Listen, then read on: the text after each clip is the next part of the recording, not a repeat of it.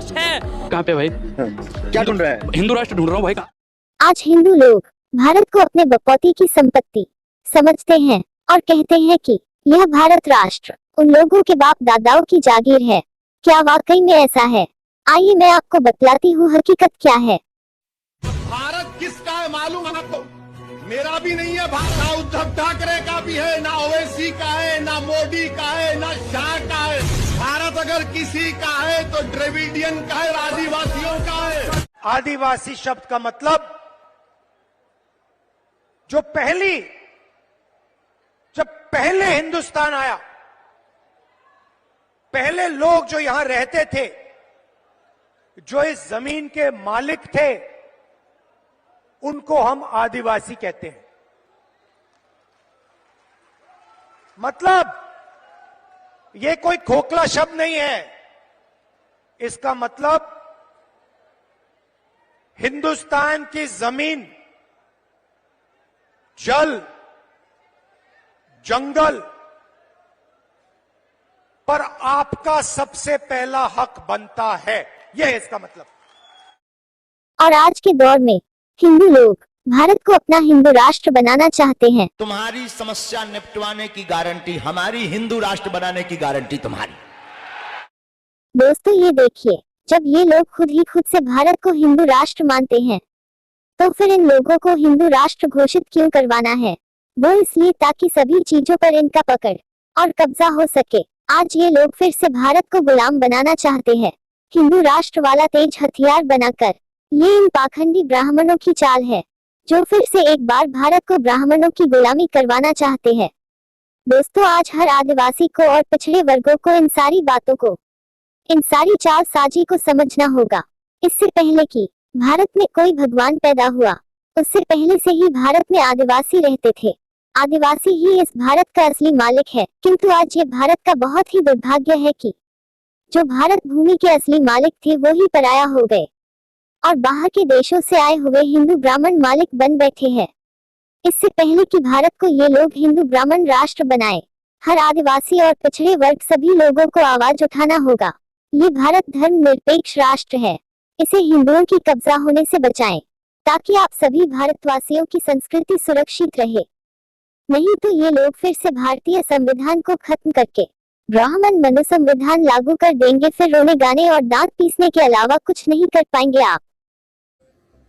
आपको जानकर हैरानी होगी कि 60 करोड़ साल पहले दुनिया में एक सुपर कॉन्टिनेंट यानी एक बहुत बड़ा महाद्वीप हुआ करता था, जिसका नाम था गोंडवाना,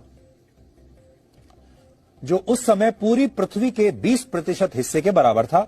और आज का पूरा भारतीय उपमहाद्वीप दक्षिण America, Africa, Antarctica, Australia, New Zealand और अरेबियन पेनिनसुला इसी गोंडवाना लैंड का हिस्सा हुआ करते थे।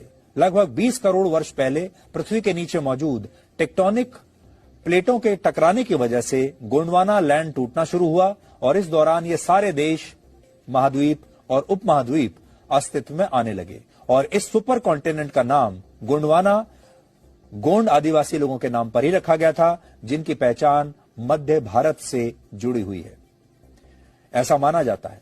यानी भारत के आदिवासी आदिकाल से भारत का और भारत के इतिहास का हिस्सा रहे हैं।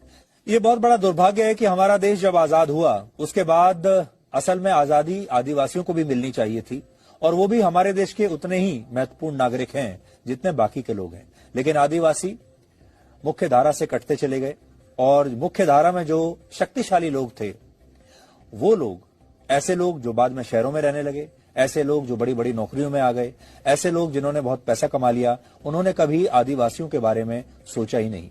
आदिवासी इन जंगलों को अपना घर मानने लगे, इन्हीं को अपनी संपत्ति। आदिवासी का मतलब जो हिंदुस्तान में सबसे पहले रहते थे, मतलब जब इस देश में कोई और नहीं था तब भी आप लोग इस देश में रहते थे।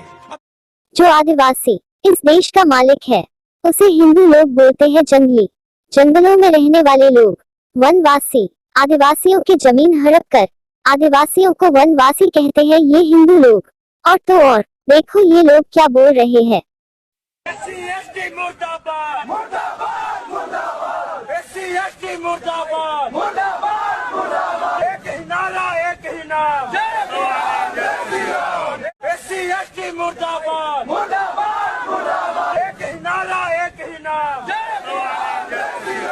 अभी भी वक्त है। आदिवासी भाइयों, संभल जाओ।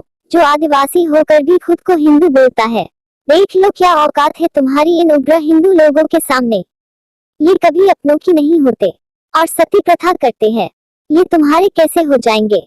मैं यह नहीं कहती हूँ कि सारे हिंदू खराब है, किंतु जो लोग हिंदू राष्ट्र वाला हथियार बनाकर भारत को फिर से गुलाम बनाना चाह रहे हैं, ऐसे उग्र विचारकों से दूर रहे।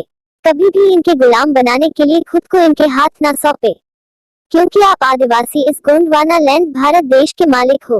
अपनी हक को पहचानो, जागो आदिवासी जागो और अपनी हक को जानो।